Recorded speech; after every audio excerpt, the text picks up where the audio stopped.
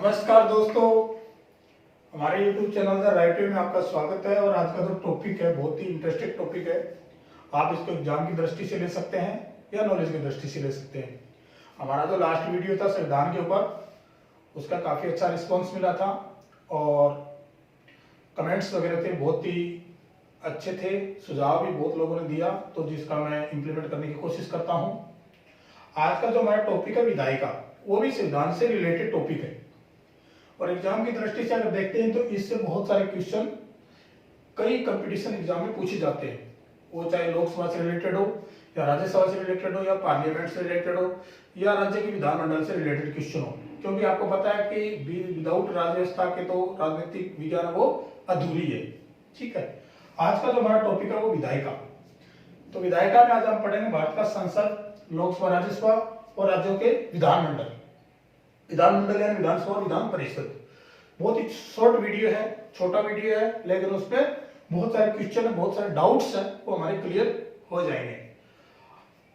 हो सकता है कि इसमें कुछ चीजें हैं, कुछ भाइयों के वो पहले से ऑलरेडी पहले की पढ़ी हुई हैं, लेकिन जब इसका अगर हम थोड़ा सा और अध्ययन करेंगे तो उनका रिवीजन हो जाएगा। और जिन भाइयों के बारे में इनके बारे में थोड़ा डाउट है पार्लियामेंट के बारे में, वो उनका क्लियर हो जाएगा। आज हम बहुत ही शॉर्ट और सरल भाषा में इसको सीखने की कोशिश करेंगे। तो चलो हम शुरुआत करते हैं आज का टॉपिक के बारे में। आज का टॉपिक है विधायिका। विधायिका राज्य व्यवस्था से रिलेटेड एक टॉपिक है। विधायिका एक्चुअली होती क्या है, सबसे पहले तो हम इसका अर्थ समझते हैं। विधायिका का मतलब होता है जहां पर विधेयक पारित किए जाते हैं, जहां बिल बनाए जाते हैं। बिल मतलब जहां कानून के लिए बिल पारित किए जाते हैं, उस वो जो काम है जो करते हैं, जैसे लोकसभा संसद में जो काम होता है और संसद में क्या विधेयक पारित होते हैं, तो उस कार्य शैली का नाम विधायिका है। जहां पर कानून बनाए जाते हैं, विधेयक पारित किए जाते हैं, जो कार्य कर रहे हैं प्रक्रिया का क्या नाम है, विधायिका है। विधायिका को हम अगर वैसे अगर समझेंगे तो थोड़ा मुश्किल हो जाएगा।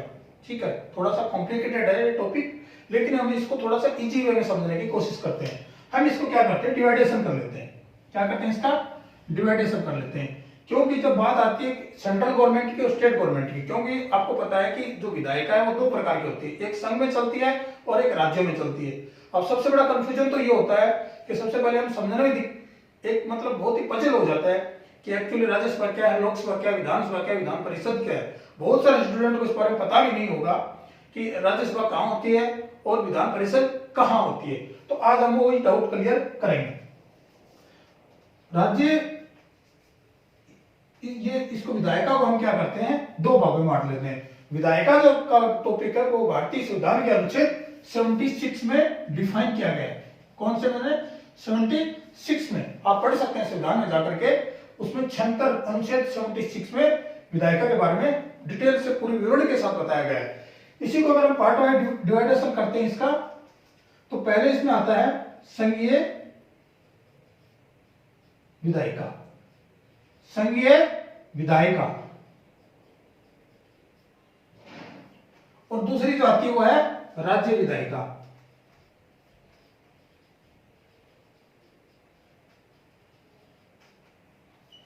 अब इससे तो आपको मोटा मोटी पता चल ही गया होगा, संघीय और राज्य, यानी संघीय मतलब केंद्र शासक में, केंद्र में चलने वाली, और राज्य मतलब स्टेट गवर्नमेंट में चलने वाली। अब संघीय का मतलब क्या होता है, संघीय वर्ड जो आया वो क्यों आया, संघीय वर्ड इसलिए आया है कि भारत में जो राज्य व्यवस्था है वो संघात्मक राज्य व्यवस्था है। संघात्मक राज्य व्यवस्था मतलब होगा जहां पर सेंट्रल और स्टेट मिलकर दोनों एक साथ काम करते हैं। ऐसा नहीं है भारत में कि भारत एक जैसे अमेरिका में है, अमेरिका में क्या है कि स्टेटों का अलग अलग उनकी गवर्नमेंट है, वहां से अलग अलग निर्वाचन होता है, स्टेट अपना अलग संविधान है, उनका अलग रूल्स है और सेंट्रल के अलग रूल है। लेकिन ऐसा भारत में नहीं है। भारत में क्या है कि सेंट्रल गवर्नमेंट के जो कानून है वही स्टेट गवर्नमेंट पे लागू होते हैं, और स्टेट गवर्नमेंट की जो सरकारें हैं वो भारतीय संसद के अनुरूप ही कार्य करती हैं। इसलिए संघात्मक व्यवस्था है जो कि भारतीय संविधान में कर्नाटक से अडॉप्ट की गई है। अगर क्वेश्चन आता है कि भारतीय में जो संघात्मक व्यवस्था कहां से ली गई है, कर्नाटक के संविधान से ली गई है। इसके बाद संघात्मक जो विधायिका की, इसका हमने इसका मीनिंग समझ लिया। अब इसका भी डिवाइडेशन करते हैं, क्योंकि जब हमको विधायिका को हमने दो भागों में बांटा तो हमको पता चल गया कि भाई एक संघीय विधायिका होती है और एक राज्य का विधायक होती है। अब इसका थोड़ा सा समझने के लिए, क्योंकि थोड़ा सा कॉम्प्लिकेट टॉपिक है ये, तो इसको हम थोड़ा सा ऐसा करके समझने की कोशिश करते हैं कि थोड़ा सा हमको मोटा मोटी याद रह जाए। अब इसके आगे पार्ट वाइज चलते हैं। इसके आगे हम इसमें जो संघीय विधायिका के बाद आता है, उसके बाद आता है इसका संसद। भारतीय जो संसद है वो संघीय विधायिका का एक अंग है। अब संसद, पार्लियामेंट, जिसको इंग्लिश में क्या बोलते हैं, पार्लियामेंट। भारत में एक संसद है और संसद का विवरण भारतीय संविधान में कहां तैयार किया गया है, 79। ये जो मैं लिख रहा हूं, जो डिजिट लिख रहा हूं ना, ये अनुच्छेद है, ठीक है। इसको अनुच्छेद पढ़ना आपको, आर्टिकल जिसको बोलते हैं। तो ये संविधान के अनुच्छेद 79 में इस बात का जिक्र किया गया कि भारत में एक संविधान होगी। और ये बात कहां से, ये कैसे भारतीय संविधान में इस चीज को लिया गया कि ये ब्रिटेन के संविधान से लिया गया।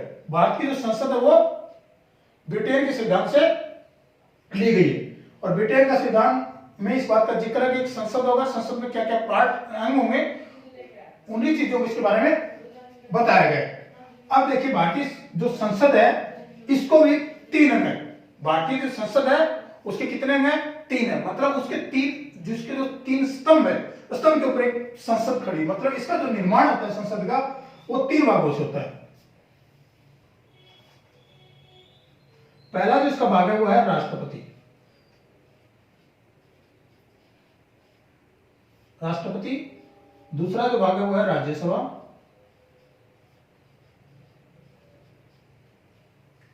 और तीसरा भाग है वो है लोकसभा।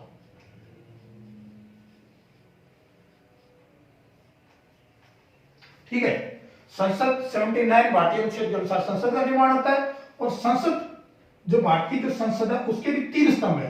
तीनों स्तंभ में एक राष्ट्रपति है, एक राज्यसभा है और एक लोकसभा है। अब राष्ट्रपति का जिक्र कहां गया, इसको साथ साथ में आर्टिकल इसलिए मैं लिख रहा हूं क्योंकि कई बार ऐसे प्रकार का क्वेश्चन आ जाता है कि भारतीय संविधान के अनुच्छेद 79 में किस बात का जिक्र किया गया है, या फिर ऐसे क्वेश्चन पूछ सकता है कि भारतीय जो संसद है उसका किस संविधान के किस अनुच्छेद में संसद का जिक्र किया गया, उनका विवरण किया गया। तो भारत का जो राष्ट्रपति है वो अनुच्छेद 52 में है। भारत के राष्ट्रपति का जिक्र किया गया अनुच्छेद के 52 में। राज्यसभा का कहां किया गया, अनुच्छेद, इसके आगे लिख देता हूं मैं क्योंकि इसके नीचे हमको डिजिट लिखना पड़ेगा। इसका होगा आपका 80 और इसका आपका 81। अगर वैसे देखा जाए तो इसको एक छोटा सा मैं आपको सूत्र बता देता हूं। आप सरल के नाम से आ सकते, याद कर सकते हैं इसको मुख्य, क्योंकि राष्ट्रपति पार्ट अलग कर दीजिए। सरल, संसद से स लिया, राज्य से आर लिया और लोकसभा से ले लिया, सरल। तो 79, 80, 81 ये तीनों क्रमिक रूप में आ जाएंगे। ठीक है। और संघीय जो विधायिका है वो संविधान के भाग 5 में है और राज्य का ये है, ये भाग 6 में है। आपको मैंने बताया था कि संविधान में टोटल 22 भाग है। कितने भाग है टोटल, 22 भाग है। तो 22 भागों में से एक भाग है 5 और एक भाग है 6। 5 में संघीय विधायिका का जिक्र किया गया और भाग 6 में राज्य विधायिका का जिक्र किया गया है। इसके बाद संसद का निर्माण होता है। तो संसद के 3 स्तंभ हो गए, राष्ट्रपति, राज्यसभा, लोकसभा। अगर कोई ये पूछता है कि संसद का निर्माण किस किस से होता है, तो ये तीनों को लिखना पड़ेगा हमको, राष्ट्रपति, राज्यसभा, लोकसभा। ऐसा क्यों, क्वेश्चन ये भी तो बनता है ना कि भाई वैसे मोटा मोटी देखा जाए तो पूछता है संसद के कितने भाग, कितने सदन होते हैं, तो 2 ही सदन होते हैं, राज्यसभा और लोकसभा। राष्ट्रपति का हम लोग भूल जाते हैं। लेकिन संसद मतलब क्या, संसद मतलब ये होगा कि कोई भी जो कानून या कोई विधेयक पारित होता है वो कहां होता है, संसद में होता है। और वो कब होगा, मान लो लोकसभा में पारित हो गया, राज्यसभा में पारित होगा, लेकिन ये जब तक कोई कानून नहीं बनेगा जब तक इसके ऊपर राष्ट्रपति हस्ताक्षर नहीं कर देंगे, जब तक इसको राष्ट्रपति अनुमति नहीं देंगे तो वो कानून नहीं माना जाएगा। इसलिए क्या किया गया है कि लोकसभा राज्यसभा के साथ राष्ट्रपति का होना जरूरी है। और ये जरूरी के चलते इस राष्ट्रपति को संसद का तीसरा स्तंभ माना गया है। ये तीनों जो पार्ट्स है, तीनों अंग है, ये मिलकर एक संसद का निर्माण करते हैं। अब हम चलते हैं राज्यसभा और लोकसभा। राज्यसभा, लोकसभा ये दोनों सदन है किसके, संसद के। राज्यसभा को अगर हम लेके बोलते हैं तो इसको बोलते हैं उच्च सदन। क्या बोलते हैं इसको, उच्च सदन। और इसको बोलते हैं निम्न सदन। इसके कुछ मैं 2-4 आपको अंतर बता निम्न सदन, ठीक है। उच्च सदन और निम्न सदन, इनका दोनों का जो कार्यकाल है वो दोनों का अलग है। कार्यकाल इनका दोनों का अलग है। पहले मैं बताता हूँ राज्यसभा लोकसभा एक्चुअली होती क्या है। दोनों का गठन 1952 में हुआ। 1952 में भारत में दोनों राज्यसभा और लोकसभा का गठन हुआ। लोकसभा राज्यसभा का मतलब ये होता है कि राज्यसभा में जो मेंबर्स चुन के आते हैं वो अप्रत्यक्ष प्रणाली के तौर पर आते हैं, मतलब अप्रत्यक्ष चुनाव होता है इनका। अप्रत्यक्ष का मतलब ये होता है कि मान के चलो कि हमने किसी कैंडिडेट को तो डायरेक्ट चुनाव देते हैं। भाई भारत का जो 18 साल का जो कोई कैंडिडेट मतलब नागरिक हो गया वो चुनाव का हकदार होता है। अगर वो चुनाव के द्वारा किसी प्रतिनिधि को चुनता है तो वो डायरेक्ट चुनाव हो गया, उसको क्या बोलते हैं, प्रत्यक्ष चुनाव बोलते हैं। मान के चलो मैं एग्जांपल देता हूं आपको कि जब हम गांव में या सरपंच का चुनाव होता है तो उसमें हम डायरेक्ट वोटिंग करते हैं और उससे डायरेक्ट वोटिंग हमारा काउंट करके सरपंच का निर्वाचन होता है। वैसे ही लोकसभा जो राज्यसभा का होता है, लेकिन ये राज्यसभा का अप्रत्यक्ष होता है। अप्रत्यक्ष का मतलब ये हो गया कि मान के चलो कि हमने किसी कैंडिडेट को चुना और हमारा चुना हुआ कैंडिडेट वो वोट करके किसी कैंडिडेट को चुनता है, तो जो तीसरा जो कैंडिडेट है उसका हमने उसको डायरेक्ट वोट नहीं दिया, उसको वोट किसने दिया, हमारे चुने हुए प्रतिनिधि ने दिया, तो वो क्या होगा, अप्रत्यक्ष प्रणाली होगी। तो अप्रत्यक्ष का मतलब ये हो गया कि राज्यसभा का अप्रत्यक्ष कैसे होगा कि इसका जो निर्वाचन होता है कौन करता है, राज्य के विधानसभा या विधानमंडल के सदस्य करते हैं। तो विधानमंडल में कौन चुनता है, नागरिक, आम नागरिक चुनता है और वो चुनते हैं, वो उनको चुनते हैं। ये होगा अप्रत्यक्ष रूप से इनका निर्वाचन होता है। लोकसभा का मतलब ये होता है कि लोकसभा का जो चुनाव होता है वो प्रत्यक्ष होता है और ये डायरेक्ट बिलोंग अपने लोकसभा क्षेत्र यानी कि पर्टिकुलर क्षेत्र से करते हैं। भारत के क्षेत्र उसको डिवाइडेशन किया गया है कि इस एरिया में इतनी लोकसभा सीट है और इसमें इतनी सीट है, मतलब ये जनसंख्या बल के आधार पर किया गया है, न कि कोई क्षेत्र के आधार पर। जैसे जिस राज्य की जितनी ज्यादा जनसंख्या है वहां लोकसभा की सीटें उतनी अधिक होंगी। तो अब मान के चलो भारत का पीएम नरेंद्र मोदी जी है। नरेंद्र मोदी जी कहां से बिलोंग, अगर कोई पूछे एमपी कहां से, वाराणसी से। अब और वहीं पे अगर राज्यसभा में मैं किसी सदस्य का नाम ले लूं कि वो कहां से एमपी है, भाई है तो दोनों मेंबर ही, वो पार्लियामेंट है, वो दोनों एमपी है, चाहे लोकसभा हो चाहे राज्यसभा हो। लेकिन जब लोकसभा का कोई एमपी का नाम आता है तो हम डायरेक्ट उसके पर्टिकुलर एरिया से बता देते हैं कि फलाने क्षेत्र से बिलोंग करता है। लेकिन जब बात राज्यसभा के सदस्य की आती है तो उसमें थोड़ा सा हमको क्षेत्र में दिक्कत है, क्योंकि हम उसको इतना बता सकते हैं कि फलाना स्टेट का है, राजस्थान से, हरियाणा से, दिल्ली से, कहीं से बिलोंग करता है, ये वहां से चुन के आया है, न कि उसका कोई पर्टिकुलर क्षेत्र हम ये करते हैं। दोनों का जो कार्यकाल है वो डिफरेंस है। लोकसभा का कार्यकाल 5 साल का होता है और इसका कार्यकाल 6 वर्ष का होता है। तो 5 साल का कार्यकाल होता है, इसका 6 साल का होता है। ये एक अस्थायी सदन है और ये एक स्थायी सदन है। अब स्थायी और अस्थायी में अंतर क्या है मैं बता देता हूँ। स्थायी का, अस्थायी का मतलब ये हो गया कि कोई चीज, अस्थायी मतलब क्या, आज यहाँ कल वहां चली जाएगी, मतलब उसका जोड़ना तोड़ना संभव है, उसमें टूट फूट हो सकती है। और स्थायी मतलब क्या होगा, सॉलिड मतलब ये हो गया कि राज्यसभा का मतलब ये चीज लंबे समय तक चलती है, इसका कोई मतलब विघटन नहीं हो सकता। विघटन क्यों नहीं हो सकता कि इसमें जो मेंबर होते हैं वो 6 साल के लिए निर्वाचित होते हैं और हर दूसरे 2 साल एक के सदस्यों का इनका निर्वाचन हो जाता है। जितने सीट खाली होते हैं उतनी सीट निर्वाचन के द्वारा फिर से बढ़ जाती है, मतलब कंटिन्यू चलते रहता है वो सिस्टम, जो प्रणाली है उसकी वो चलती रहती है।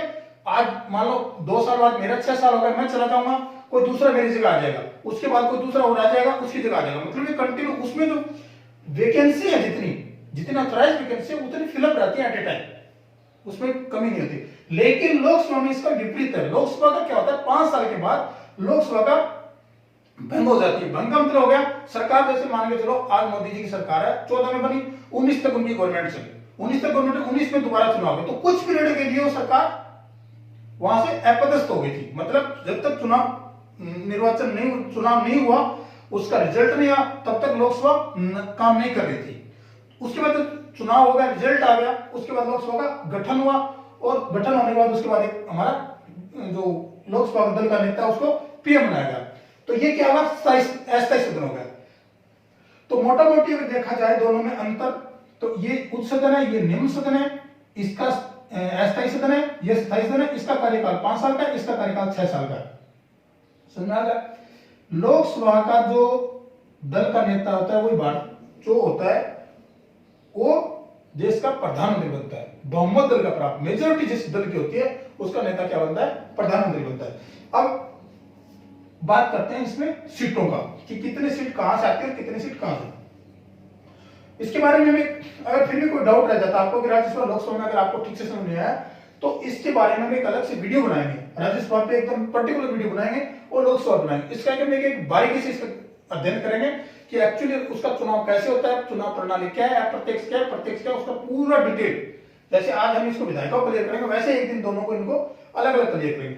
अब बात आती है सीटों का आवंटन की। दोनों का जो सीटों का आवंटन होता है वो किस प्रणाली पे होता है। आपको पता होगा मैंने भारतीय जो संविधान के बारे में चर्चा करी थी हमने, तो उस टाइम हमने पढ़ा था कि भारत में टोटल संविधान में 395 अनुच्छेद है और टोटल 22 भाग है और 8 अनुसूची है, जबकि वर्तमान में कितनी है वो टोटल 12 है।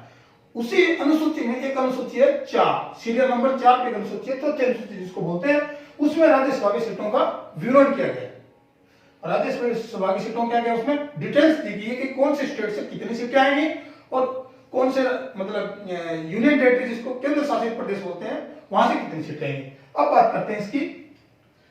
अब इसको मैं थोड़ा सा मिटा देता हूं, इसको थोड़ा सा ऊपर लिखने से क्या है आप लोगों को ठीक से दिखाई दे देगा। ठीक है, अब बात करते हैं राज्यसभा की। राज्यसभा को अगर हम सीटों के बारे में पढ़ते हैं तो इसमें बहुत सारे कुछ डाउट्स क्लियर नहीं होते हैं, जिसकी वजह से हमारे एग्जाम में कई बार के छोटे छोटे क्वेश्चन होते हैं वो भी रॉन्ग हो जाते हैं। राज्यसभा में क्या होता है कि ये आपको मैं बता देता हूं। एक तो होता है संभावित। संभावित का मतलब ये होगा कि अधिकतम, अगर वैसे हम लोकल भाषा में इसको पढ़े तो इसको बोल सकते हैं अधिकतम। और एक होता है वर्तमान, अभी कितनी है। संभावितों में अगर पढ़ते हैं तो 250 सीट अधिकतम हो सकती है राज्यसभा में। और ठीक है, वर्तमान में भी बाद में पढ़ेंगे। 250 जो सीटें हैं वो अधिकतम, ये ऐसा भारतीय संविधान में प्रावधान किया गया है कि अधिकतम सीटें कितनी हो सकती है, 250 हो सकती हैं। अब 250 का भी हम डिवाइडेशन करते हैं। इसमें से क्या होता है, 250 में से 238 है, उनको बोलते हैं निर्वाचित। क्या बोलते हैं, निर्वाचित। ठीक है, 238। और 12 क्या है, मनोनीत। 12 सीटें क्या है, मनोनीत। 250 का डिवाइडेशन क्या किया हमने, 238 निर्वाचित है और 12, यानी 238 है वो चुन के आएंगे, जिनका चुनाव होगा, चाहे वो अप्रत्यक्ष प्रणाली से हो या उसको। ये जो 12 मेंबर्स हैं वो क्या होंगे, मनोनीत होंगे। किसके द्वारा, राष्ट्रपति के द्वारा। राष्ट्रपति को एक शक्ति दी गई है कि वो राज्यसभा में 12 और लोकसभा में 2 सदस्यों को मनोनयन कर सकता है। और इनका जो मनोनयन का जो क्राइटेरिया रहेगा वो क्या रहेगा कि जैसे कला है, कला, विज्ञान, साहित्य, खेल और कुछ भी मान लो, जैसे उसमें कुछ एक्स्ट्रा एक्टिविटी जिसको बोलते हैं हम, तो उसके आधार पे उसका उनका मनोनयन कर सकता है। मान किसी खिलाड़ी का कर सकता है, किसी संगीतकार का कर सकता है, किसी गायक कलाकार का कर सकता है, किसी नृत्यकार का, चित्रकार का, किसी वैज्ञानिक का, तो उनका मनोनयन राष्ट्रपति कर सकता है राज्यसभा के सदस्य के लिए। अब जो 238 है इसका भी थोड़ा सा डिवाइडेशन है, इसके आगे लिख देता हूं, निर्वाचित। ठीक है, ये डायग्राम इसलिए बनाया गया है कि जो सीटों का कई बार क्या छोटे छोटे क्वेश्चन आ जाते हैं कि राज्यसभा में अधिकतम कितने सदस्य निर्वाचित होकर आ सकते हैं, तो वहां पर हम डाउट पड़ जाते हैं। कई जो भाई लोगों क्या करते हैं 250 में क्लिक कर देते हैं, 250 में जब हम टिक कर देते हैं वो हमारा आंसर गलत हो जाता है, क्योंकि निर्वाचित सदस्य तो 238 ही है, 12 सदस्य हमारे क्या है, मनोनीत है। और जो 238 है इसका भी डिवाइडेशन है, इसमें क्या है 234 और 04। और 234 और 04 क्या है, 234 है वो राज्यों से आते हैं। कहां से आते हैं, राज्यों से। ठीक है, और 0 आते हैं उनको हम यूटी यानी यूनियन टेरिटरी, जिसको हम केंद्र शासित प्रदेश बोलते हैं, केंद्र शासित प्रदेश। तो ये डिजिट में हमको याद रखना। ये सारे निर्वाचित है। 238 का निर्वाचित होता है, वो कहां कहां से आता है, 234 राज्यों से आते हैं और 4 केंद्र शासित प्रदेश। 4 में आपको मैं बता देता हूं कि जो राज्य केंद्र शासित प्रदेश हैं कितने हैं टोटल, अभी कितने केंद्र प्रदेश, 9 है ना, तो 9 में से सिर्फ 3 में से आते हैं। 3 यानी दिल्ली, जम्मू एंड पांडिचेरी, जिसको पुदुचेरी बोलते हैं। तीन तीन क्षेत्रों से सिर्फ 4 सीटें आती हैं। तो ये तो हो गया हमारा 238 का, हमने डिवाइडेशन कर दिया। 234 राज्यों से आते हैं, 4 केंद्र शासित प्रदेश आते हैं। अब आती है बात जो मनोनीत होकर आते हैं सदस्य, वो 12 एक अलग। अब वर्तमान में कितने हैं इसकी सीट? वर्तमान में 245 है। कितनी है? 245। यहां कितनी थी? 250। यहां कितने? 245। अब 245 में से क्या है, इसका डिवाइडेशन हम कर लेते हैं। 245 में क्या है? 233 निर्वाचित और 12 क्या हो गए आपके? मनोनीत। किसके द्वारा? राष्ट्रपति के द्वारा। ठीक है, ये हो गए 12 मनोनीत।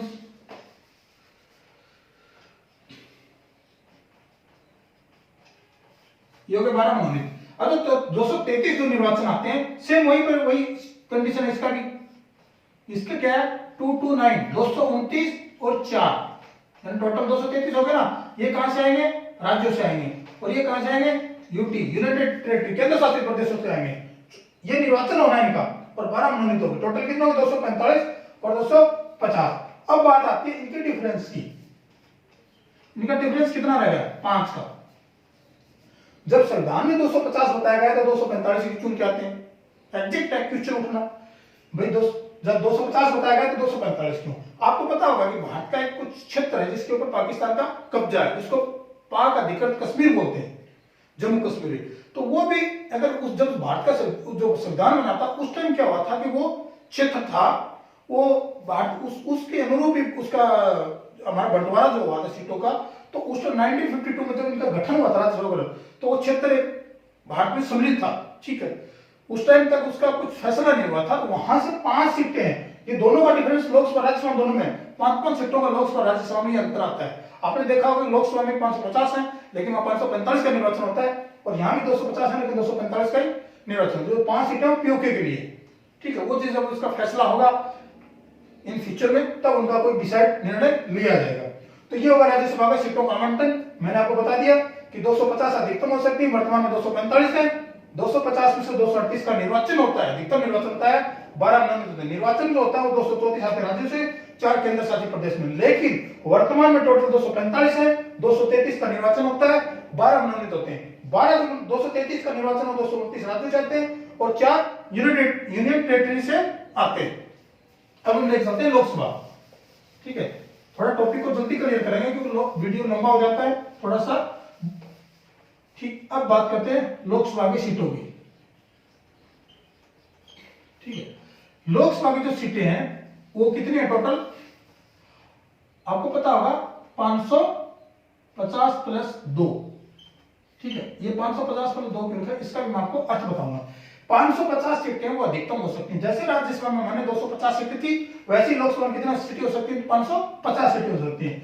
2 सीटें हैं, जैसे राज्यसभा में 2 सीटें को मनोनयन था, वैसे ही 2 सीटों का मनोनयन राष्ट्रपति कर सकता है। किसका? एंग्लो इंडियन का। एंग्लो इंडियन क्या होते हैं? एंग्लो इंडियन का मीनिंग है कि जो भारत जब देश आजाद हुआ तो उस टाइम के अंग्रेजों का राज्य था, और अंग्रेजों का जब एक वहां पर भारत में अधिकार था, तो उस टाइम कुछ अंग्रेज थे जिनकी मैरिज इंडियन लेडीज से होगी, या कुछ इंडियन जो जेंट्स थे उनकी इंडियन लेडीज ब्रिटेन की लेडीज से शादी होगी, तो उनसे जो उनकी जो संतान है वो एंग्लो इंडियन में काउंट होती है, उसको एंग्लो इंडियन माना जाता है। और एंग्लो इंडियन की दो सीटें वो भारतीय संविधान में आरक्षित रखी गई है। मतलब एक तरीके से आरक्षित होगी क्योंकि उसको राष्ट्रपति मनोनीत करता है, वो सीटों का निर्वाचन नहीं होता है। अब जो 500 टोटल सीटें कितनी होगी इसकी? 552 अधिकतम सीटें, तो उसका हम इसका डिवाइडेशन करते हैं। मैं आपको बता देता हूं, इसका हम पार्ट वाइज करते हैं। ठीक है, अधिकतम और वर्तमान, बहुत ही इजी टॉपिक है, थोड़ा सा ध्यान लगा इसको समझना। अधिकतम कितनी हो सकती है? 550 प्लस 2। ठीक है, और 550 में से है, इसका भी वही सेम है भाई। 550 आती है तो हमको इसको समझने में कुछ ज्यादा दिक्कत नहीं होनी चाहिए, क्योंकि राज्यसभा का चैप्टर हमने समझ लिया कि 550 में पता है आपको कुछ राज्यों से आते होंगे, कुछ केंद्र शासित होते हैं। अब राज्यों से कितने आते हैं इसके? 530 कहां से आते हैं? राज्यों से आते हैं। ये सब ये निर्वाचित है सब। ठीक है ना, और ये आपके हो गए 530, और यहां पे आपके हो गए 20। 20 कहां से आ गए? केंद्र शासित प्रदेश। कहां से आ गए? केंद्र शासित प्रदेश। और आपका 2 तो है ही मनोनीत। ठीक है, अब 530 और क्या, ये सब निर्वाचित है। ये सब क्या है? निर्वाचित है।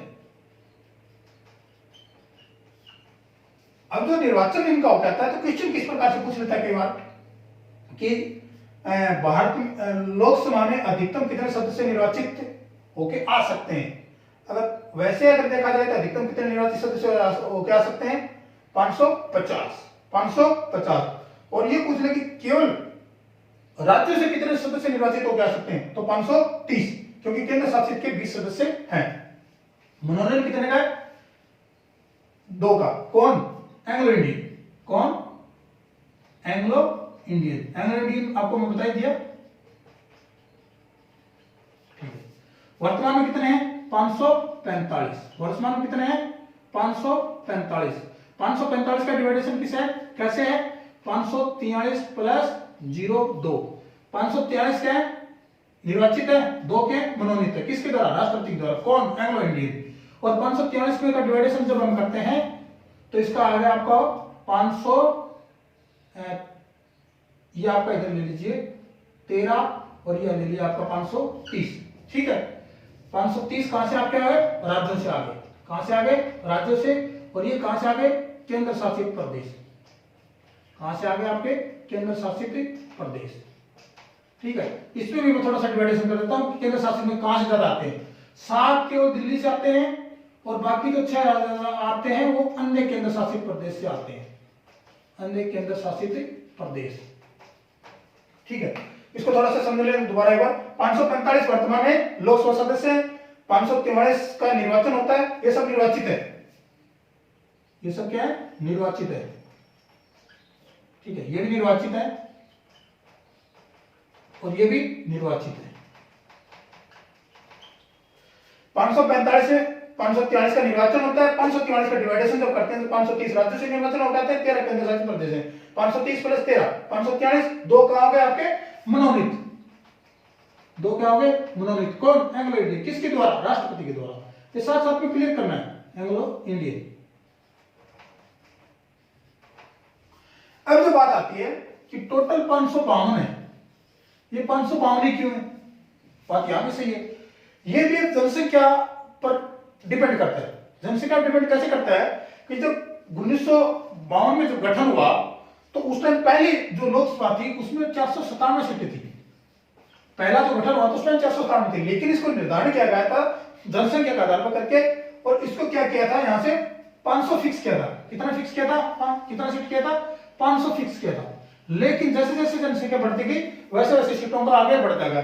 1971 में जो जनसंख्या थी उसको आधार मान के 1976 42वें संविधान संशोधन के द्वारा यह निर्धारित किया गया कि भारत में जो अधिकतम सीटें हो सकती है वो 552 हो सकती हैं। कब? 1976 में। कौन से संविधान संशोधन के द्वारा?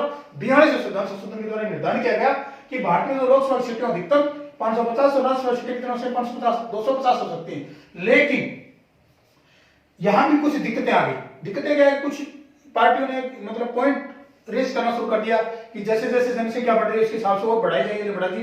लेकिन इसके ऊपर भी फिर एक 84वां संविधान संशोधन 2001 में आया। कब आया है? 84वां संविधान संशोधन 2001 में हुआ। उसमें इस बात का जिक्र किया गया कि जो, और ये जो जनसंख्या 552 निर्धारित की गई थी वो 2000 तक की गई थी। जो 42वां संविधान संशोधन था 1976 में, वो 2000 तक ये स्थिति का ये था, 2000 तक थी। 2000 तक इसका इतना रखेंगे, उसके बाद हम चेंज करेंगे या नहीं करेंगे वो आगे फैसला होगा। जब आगे जब फैसला हुआ 84 संविधान संशोधन के द्वारा, कब? 2001 में, तो इसको ये बात किया गया कि 2026 तक कोई बदलाव नहीं होगा।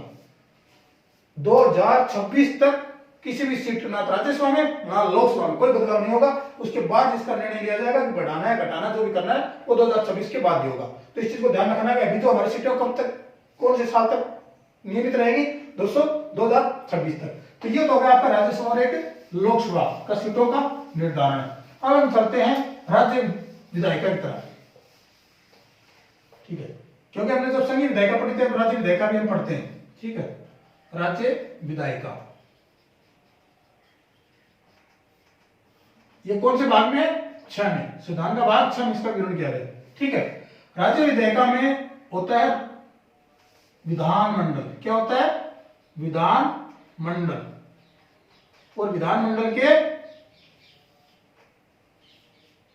3 पार्ट हैं। सेम वैसे ही है, संघीय पर चलेगा जैसे ही। वहां राष्ट्रपति था, यहां आप ले लीजिए राज्यपाल। यहां कौन होगा? राज्यपाल। वहां था क्या था आपका? विधान लोकसभा, तो यहां ले लिया विधानसभा। वहां था राज्यसभा, यहां ले लीजिए विधान परिषद। राज्यपाल, विधानसभा, विधान परिषद, विधानमंडल। विधानमंडल का निर्माण कैसे होता है? संविधान के अनुच्छेद कौन से में है? 168। ये साथ अपना आर्टिकल याद करते चलिए। 168 में भारतीय विधानमंडल का जिक्र किया गया है। राज्यपाल कहां किया गया है? 153। संविधान के अनुच्छेद 153 में राज्यपाल का डिटेल्स दिया गया है। अब देखिए राज्यपाल का काम क्या होता है। सेम विधानमंडल क्या करती है? कोई भी प्रस्ताव जो पास होता है, विधानसभा और विधान परिषद, विधानसभा प्रस्ताव होने के बाद राष्ट्रपति, राज्यपाल क्या होता है? उसमें सिग्नेचर होता है, ठीक है। तो इसलिए इसका राज्यपाल का सेम वही कंडीशन है। राष्ट्रपति को जैसे जरूरत है यहाँ पर, वैसे राज्यपाल की यहाँ जरूरत है। तो तीनों को मिलकर एक विधानमंडल का गठन होता है। अब विधानसभा, विधान परिषद, विधान परिषद है, ये सभी स्टेट में नहीं है, सभी स्टेट में नहीं है, ये कुछ स्टेट में। आपको मैं बता दूंगा, अभी वर्तमान में अगर देखा जाए तो सिर्फ ओनली 6 स्टेट में है। कितने स्टेट में है? ओनली 6 स्टेट में है विधान परिषद। विधानसभा, विधानसभा में सेम लोकसभा की तरह 5 साल का कार्यकाल होता है, और इसमें अलग अलग हर स्टेट की अलग अलग सीटें। जैसे लोकसभा, राज्यसभा में एक फिक्स डिजिट था, ये 552 और 250, लेकिन यहाँ ऐसा नहीं है। ये जनसंख्या के आधार पे अलग अलग है। उत्तर प्रदेश में जनसंख्या ज्यादा है तो वहां सीटें ज्यादा होंगी। विधानसभा का मतलब है, विधानसभा में जो सीटों का जो भारतीय संविधान में जो जिक्र किया गया है, वो उसमें बताया गया है कि अधिकतम 500 हो सकती है और न्यूनतम 60 हो सकती है। अधिकतम कितनी हो सकती है? 500, और न्यूनतम कितनी हो सकती है? 60। लेकिन इसमें भी एक कंडीशन है, अपवाद है। जैसे गोवा है, गोवा में कम है, मणिपुर है, मिजोरम है, वहां पर उनकी ऐसी व्यवस्था की गई है कि जहां जनसंख्या कम है वहां विधानसभा तो है, लेकिन उन सीटों को क्या करता है? कम कर दिया गया है। कितना? 30-40 उनको अनुमति दे देगी, कितने में आप विधानसभा चला सकते हैं। ये अपवाद है यहाँ पर। विधानसभा में 500 से अधिकतम कितनी हो सकती है? 500, और न्यूनतम कितनी हो सकती है? 60। ये किसके द्वारा? भारतीय संविधान के द्वारा। अब बात आती है, जब विधानसभा का गठन होता है, विधान परिषद का गठन होता है, तो जनसंख्या जो इसकी टोटल जो सीटें होती हैं विधानसभा की, मान के चलो जो भी सीटें हैं उनका 1/3 भाग से कम होना चाहिए। एक्सपोज करो, मान के चलो कि किसी विधानसभा में 60 सीट है, ठीक है, 60 वाला नहीं बनेगा, लेकिन मैं एग्जांपल बता रहा हूं, 60 है। अब 60 का मान लो कितना हो गया? 20 हो गया। अब विधान परिषद अगर बनाओगे तो 20 से ज्यादा विधान परिषद में सीटें नहीं हो सकती, ये भारतीय संविधान बोलता है। अब बात आती है विधान परिषद की। विधान परिषद का गठन क्यों जरूरत पड़ा? क्योंकि विधानसभा में क्या है, ज्यादा जब जनसंख्या ज्यादा हो जाती है किसी भी मतलब मेंबर्स की, तो उसको क्या है दूसरा, इसकी अनुमति कौन देता है? भारत का संसद देता है, और इसकी अनुमति मांगता कौन है? राज्य गवर्नमेंट मांगती है कि हमको विधान परिषद बनाना, लेकिन इसका डिसाइड कौन करता है? संसद करती है। संसद विधान परिषद का गठन कर भी सकता है, और अगर जहां विधान परिषद चल रही है उसको निरस्त भी कर सकता है। ऐसा हुआ है, आप पास्ट में आप देख लीजिए, तमिलनाडु में विधान परिषद थी, 1986 में विधान परिषद का वहां निर्माण हुआ था, लेकिन उसको 2001 में उसको निरस्त कर दिया गया। इसके बाद पश्चिम बंगाल में थी, पंजाब में थी, 1969 में वहां थी, लेकिन उनको भी निरस्त कर दिया गया। आंध्र प्रदेश में 1997 में वहां विधान परिषद बनी थी, उसको 2005 में निरस्त कर, लेकिन 2005 में फिर दोबारा एक विधेयक लेके आया गया और उसको दोबारा से विधान परिषद बना गया। तो ये पार्लियामेंट डिसाइड कर सकता है, जो भारतीय संसद है वो इस चीज का निर्णय लेती है कि वहां पर विधान परिषद बनाना है या नहीं वो, लेकिन उसके अनुसार कौन करता है? वहां की स्टेट गवर्नमेंट करती है कि हमको विधान परिषद की जरूरत है, हम विधान परिषद बनाएंगे। उसका एक बिल पास होता है, बिल पास होने के बाद उसको स्टेट को दे दे। ऐसा अगर संसद जिसको अनुमति दे देती है वो विधान परिषद बना सकता है, और इसके लिए ऑलरेडी 3 बिल पास है, असम, आपका असम, उड़ीसा और राजस्थान, तीनों स्टेट गवर्नमेंट को अनुमति केंद्र शासन में दे रखी है कि आप विधान परिषद बना सकते हैं। ये स्टेट गवर्नमेंट पे डिपेंड करता है कि वो कब उसको बनाता है। विधान परिषद का जो चुनाव होता है वो भी 6 साल का होता है, सेम राज्यसभा की तरह। 1/3 सदस्य हर 2 साल के बाद रिटायरमेंट हो जाते हैं और नए सदस्यों का निर्वाचन हो जाता है। इनका जो चुनाव प्रणाली वो थोड़ी सी दूसरे तरीके की है, अप्रत्यक्ष है, लेकिन इसमें कई पार्टिसिपेट करते हैं, टीचर्स, स्टूडेंट्स, जो नगर पालिका कार्य, जो पंचायत समिति वगैरह सदस्य वगैरह, उनका अलग अलग रेशियो है। किसी का 1/3 भाग है, किसी का 1/12 भाग है, किसी का 1/3, किसी का 1/12 भाग है, इस टाइप का। इसमें से अगर वैसे देखा जाए तो टोटल 1/5 सीटों पे इनका कुछ राज्यपाल इनको मनोनीत भी करता है। तो इसका हम एक टॉपिक अलग से पढ़ेंगे, उसमें आपको राज्य विधान परिषद का बताएंगे। अब बात आती है कि 6 जो है विधान परिषद वो कहाँ है, ये भी एक क्वेश्चन बनता है। तो आपको बता दूं 6, अगर वैसे याद नहीं रहेगा आपको तो आप ऐसे कर लीजिए। यूपी के साथ किसका नाम आता है? यूपी बिहार नाम आता है ना, तो यूपी के साथ बिहार, यूपी और बिहार दोनों में विधान परिषद की व्यवस्था है, 2 सदन की व्यवस्था है। उसके बाद आप ले लीजिए यूपी बिहार हो गया आपका, फिर नीचे आ गए तो महाराष्ट्र और कर्नाटक, दोनों में यूपी बिहार, महाराष्ट्र और कर्नाटक। अब आता आंध्र प्रदेश से कौन स्टेट बना? आंध्र प्रदेश नजदीक कौन लगेगा? तेलंगाना से निकला है, तो तेलंगाना आंध्र प्रदेश दोनों में विधान परिषद है। तो दोनों हो गए आपके यूपी बिहार, आंध्र प्रदेश, तेलंगाना, महाराष्ट्र और कर्नाटका में इस विधान परिषद की व्यवस्था है 6 राज्यों में। अब कईयों के दिमाग में यार होगा कि हमको तो हमने तो 7 पढ़ा था, बिल्कुल सही पढ़ा था आपने, 7 पढ़ा था। कब? 2019 से पहले, जब 370 आर्टिकल जम्मू कश्मीर से नहीं हटाया गया था। उस टाइम जम्मू कश्मीर में इस बात की व्यवस्था थी विधान परिषद की, लेकिन 370 राज्यों का पुनर्गठन अधिनियम के तहत 370 को हटा दिया गया और जम्मू एंड कश्मीर को एक केंद्र शासित प्रदेश बना दिया गया। उसके तहत उसकी व्यवस्था खत्म कर दी गई, वहां ओनली अभी विधानसभा ही है। अगर केंद्र शासित की बात, प्रदेश में बात करती है तो मात्र 2 स्टेट में विधान परिषद है, एक तो सॉरी विधानसभा है, किसमें? दिल्ली में और पांडिचेरी। 2 सिर्फ केंद्र शासित प्रदेश में इसकी व्यवस्था है। तो ये आज का हमारा जो टॉपिक था, बहुत ही शॉर्ट टॉपिक था और विधायिका के बारे में हमने पढ़े। इसके बाद अगर हम इसके अलग अलग टॉपिक की चर्चा करेंगे, लोकसभा क्या है, गठन कैसे होता है, कितने सदस्य कहां थे, निर्वाचन कैसे होता है, राज्यसभा का भी करेंगे, विधानमंडल का करेंगे, विधान परिषद, राष्ट्रपति का चुनाव, राष्ट्रपति की कार्य प्रणाली, राष्ट्रपति की शक्ति, पीएम, प्राइम मिनिस्टर, राज्य व्यवस्था का पूरा टॉपिक है वो आपका ऐसे छोटे छोटे टॉपिक से चैप्टर वाइज क्लियर करेंगे ताकि कोई सी प्रकार का कोई डाउट ना रहे। अब कुछ भाइयों के विचार ये आ रहा होगा कि अगर हम जैसे मान के चलो कि जैसे पिछला संविधान का हमने वीडियो बनाया था तो उसमें कई भाग लोगों ने बोला था कि भाई इसको लॉन्ग वीडियो रहा था। हमने आज क्या थोड़ा सा हो सकता है आपको मैं फास्ट बोल रहा हूँ, हो सकता है कुछ टॉपिक कुछ वर्ड समझ में नहीं आए होंगे, लेकिन अगर कहीं भी कोई डाउट होता है हम इस वीडियो को रिपीट कर सकते हैं। आप हमारे कमेंट बॉक्स में जाकर इसको लिख सकते हैं कि हमको ये टॉपिक लेना, जो आप डिमांड्स करेंगे उनको हम क्या करें। क्योंकि एक चीज ध्यान में रखिए, किसी भी टॉपिक को आधार में छोड़ना बिल्कुल खराब है एग्जाम की दृष्टि से देखा जाए, क्योंकि जब तक हम उसको पूरी कंप्लीटली क्लियर नहीं होगा तब तक हम कोई उसके क्वेश्चन नहीं कर पाएंगे। तो इस चीज को ध्यान रखिए। अभी मैं आपको अग्रिम बधाई देता हूं नई साल की, और नए साल में जो कुछ एग्जाम्स नए वैकेंसीज आएंगी उनके लिए अभी से तैयारी में जुट जाइए। आगे तो कंपटीशन काफी टफ होने वाला है और एग्जाम की अगर दृष्टि से देखें तो बहुत ही टफ, क्योंकि अभी वैकेंसीज कम हो गई, देश के हालात इतने ठीक नहीं है, तो वैकेंसी का कंपटीशन थोड़ा सा टफ होगा, करेक्ट करने में आपको तो दिक्कत हो। लेकिन तो अच्छा नहीं होना है, बिल्कुल एकदम मोरल को आप रखना है, आप बिल्कुल तैयारी करते रहिए। आपको कितना चाहिए? सिर्फ 1 सीट चाहिए, ठीक है, 1 सीट आप करोगे क्लियर हो जाओगे। तो बस एक छोटा से 2 मिनट और लेता हूं आपका। अपना YouTube चैनल है द राइट वे, ठीक है। तो भाइयों से मेरी उम्मीद है कि बस जो बोलना चाह रहा हूं समझ गए होंगे कि ज्यादा से ज्यादा शेयर कीजिए और सब्सक्राइब कीजिए। नमस्कार।